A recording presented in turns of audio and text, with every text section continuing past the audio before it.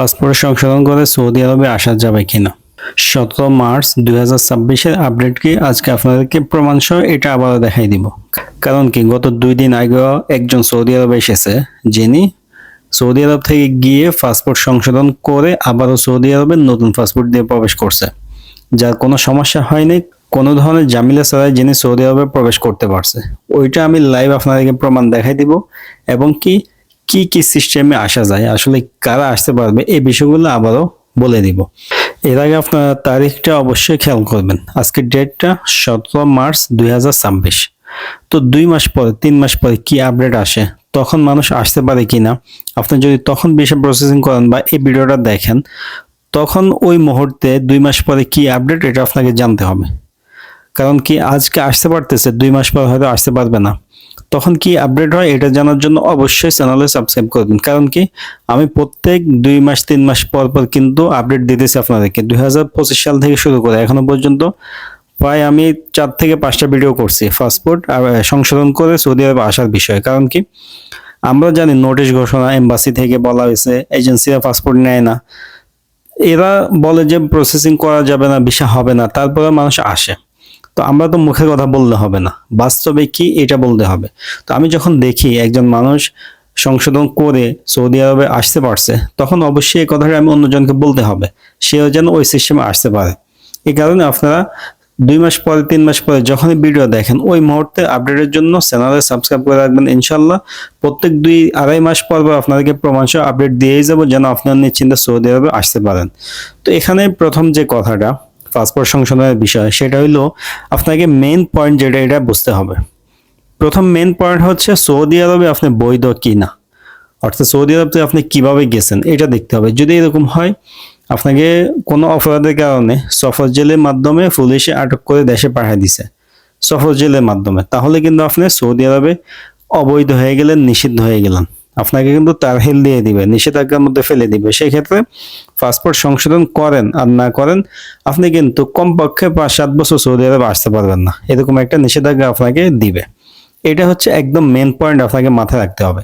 আর যদি আপনার এর বিপরীত হয়, অর্থাৎ আপনি বৈধভাবে সৌদি আরব থেকে এক্সিট নিয়ে গেছেন, এটা হইতে পারে কফিল আপনাকে এক্সিট দিছে, অথবা আপনি আকামা এক্সপায়ারের কারণে নিজে নিজে এক্সিট নিয়ে টিকিট কেটে দেশে গেছেন। সৌদি আরবে আপনি বৈধ, তার মানে আপনি প্রথম চান্স পেয়ে গেছেন সৌদি আরবে আসার জন্য। যারা অবৈধ তাদের হিসাব আলাদা, তাদের কথা না বললেই না। কারণ কি তারা সংশোধন করুক না করুক, তারা কিন্তু সৌদি আরবে আসতে পারবে না, যারা সৌদি আরবে অবৈধ থাকবে। আর আপনি যদি বৈধ হন, তাহলে ইনশাল্লাহ আপনি আসতে পারবেন।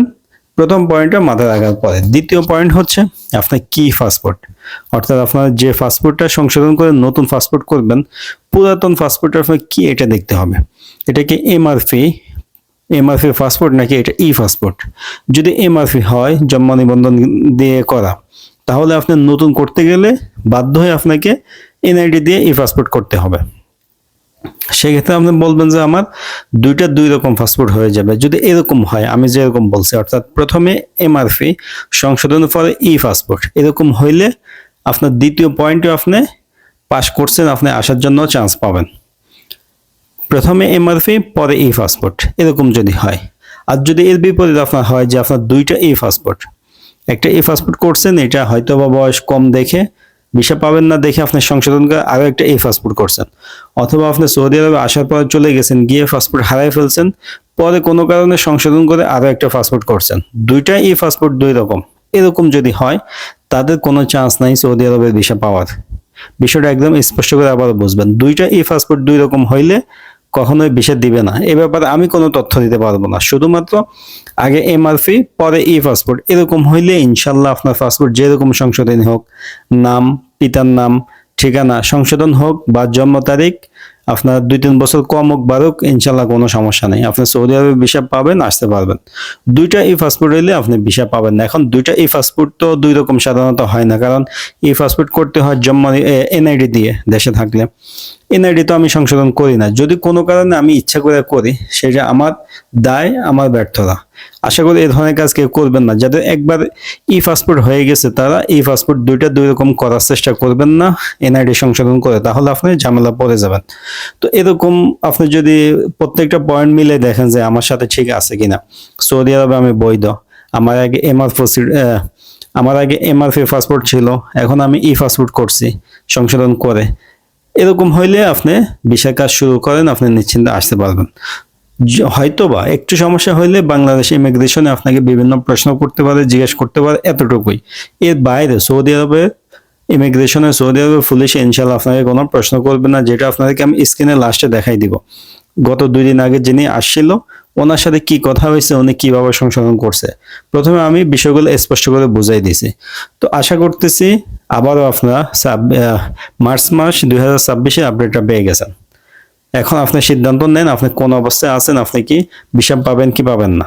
যদি আপনার সাথে প্রত্যেকটা পয়েন্ট মিলে যায়, আপনি ভালো অবস্থায় থাকেন, আমি যেভাবে বলছি আসার মতো অবস্থায় থাকেন, তাহলে আপনি ভিসা কাজ শুরু করেন। এখনো পর্যন্ত আসতে পারতেছে। 2 মাস 3 মাস পরে কি হবে সেই আপডেট আপনি রাখবেন, চ্যানেলে সাবস্ক্রাইব করে রাখবেন। ইনশাল্লাহ আপনাকে আমি একদম রিয়েল টাইম আপডেট দিব। এখন কি চলতেছে ওই আপডেটটা আপনাকে আমি দিয়ে দিব। আর এখন স্ক্রিনে চলেন, ওনার কথাগুলো আপনাকে শোনাই। আমি নামটা একটু হাইড রাখবো, কিন্তু কনভারসেশনগুলো আপনাদেরকে দেখাবো, আপনারা বুঝতে পারবেন উনি কিভাবে সৌদি আরবে আসলো পাসপোর্ট সংশোধন করে। তো ভিডিওটা শেয়ার করে রাখবেন, যেখানে থাকেন ভিডিও দেখলে যারা পাসপোর্ট সংশোধন করে আসতে চায় তারা একটা সঠিক সিদ্ধান্ত নিতে পারবে। তো এখন চলেন স্ক্রিনে আপনাকে দেখাই ওনার সাথে আমার কি কথা হয়েছে, উনি কিভাবে সৌদি আরবে আসতে পারছে। তো আমি ভয়েসগুলো একটু শোনাই শুরু থেকেই ওনার সাথে কি কথা হয়েছে। উনি আমাকে মেসেজ দিয়েছে আপনার জুনের 25 তারিখ 2025-এ তখন থেকে ওনার সাথে আমার কথা হইতেছে। উনি পাসপোর্ট করা থেকে শুরু করে ভিসা পাওয়া প্রত্যেকটা কথা আমার হয়েছে। ওনার সমস্যাটা কি ছিল একটু আপনারা শোনেন, উনি আমাকে ভয়েস এটা বলছে। দেশে আসার পরে আমার যে পুরান যে পাসপোর্টটা ছিল ওইটা একটা জন্ম নিবন্ধন দিয়ে করছিলাম, আমার আইডি কার্ড দিয়ে না, মানে আলাদা একটা জন্ম নিবন্ধন দিয়ে আমি এটা বানাইছিলাম। তারপরে আমি যে দুইটা করার সময় একটু আইডি কার্ড দিয়েছে, তো পরে ওই পাসপোর্টটা দিয়ে আমার আইডি কার্ড অনুযায়ী আমি নতুন পাসপোর্ট বানাইছি। ঠিক আছে, এখন আমার দেখা যাচ্ছে আপনার নাম, ঠিকানা, বয়স, পিতামাতা, মানে সব কিছু চেঞ্জ হয়েছে। তো ভাই জানেন এমন অবস্থায় মানে এখন সৌদি আরব কি নতুন ভিসা লাগবে নাকি না, এয়ারপোর্ট থেকে কোনো ঝামেলা পড়বে, যদি লাগে বা চাইতে তাহলে একটা মানে সামনে আগে মনে হতে পাই মানে অন্য চিন্তা ভাবনা কি, যদি এই বিষয়ে যদি আমার একটু উপকার করতেন। মানে এটা নিয়ে আমি একটু মানে বই পেতেছি যে যদি চাইলে যদি পুরান যে পাসপোর্ট এটা যে নাম ঠিকানা একরকম, নতুন পাসপোর্টের মধ্যে নাম ঠিকানা একরকম, যে পরবর্তীতে চাইলে কোনো সমস্যা হবে নাকি, যদি সমস্যা না হয় তাহলে ভাইজান মানে যাওয়ার জন্য চিন্তা ভাবনা করছি আর কি। তো একটু যদি জানেন তাহলে আমার জানাই একটু উপকার হয়ে যান। হ্যাঁ ভাই আপনার কথা ঠিক আছে বলতে আমার আগে আমার পাসপোর্ট ছিল, আর এখন যেটা বানাইছি এটা কি পাসপোর্ট হয়েছে, এটা হচ্ছে আমার আইডি কার্ড দিয়া। এখন আইডি কার্ডের লগে আমার এই পাসপোর্ট সম্পূর্ণ মিল আছে। আর দ্বিতীয় কথা হলো মানে এই পুরান যে আমার পাসপোর্টটা ছিল ওই পাসপোর্টের নাম্বার আমার নতুন আছে।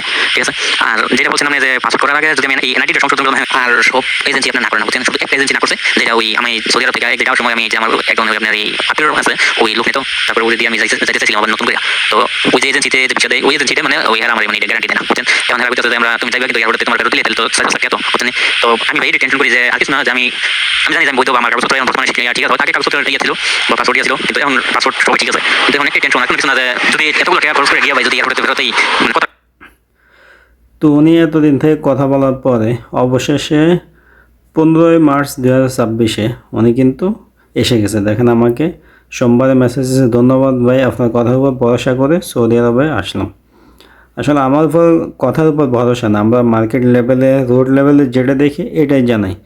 ওনার সাথে সর্বশেষ আমার কথা হয়েছে, তো নামটা আমি হাইড করছি, তারপরে কথাগুলো কি বলছে আপনারা শুনতে পারছেন। কিন্তু উনি নাম ঠিকানা সব সংশোধন করেও সৌদি আরবে আসতে পারছে, কোনো সমস্যা নেই। আশা করি আপনারাও আসতে পারবেন, আপনাদের কোনো সমস্যা হবে না। ভিডিওতে যেভাবে বলছি ঠিক ওই কারণে যদি আপনি পাসপোর্ট সংশোধন করে থাকেন, ইনশাল্লাহ এখনও পর্যন্ত মানুষ আসতেছে, আপনারাও আসেন, কোনো সমস্যা হবে না। তো ভিডিওটা এখানেই শেষ করব। অবশ্যই ভিডিওতে লাইক দিয়ে দিবেন আর বন্ধুদের সাথে শেয়ার করে রাখবেন যেন সবাই সঠিক সিদ্ধান্ত নিতে পারে। সবাই ভালো থাকবেন, সুস্থ থাকবেন, দেখা হবে নতুন ভিডিওতে। আজকে এ পর্যন্তই, আল্লাহ হাফেজ।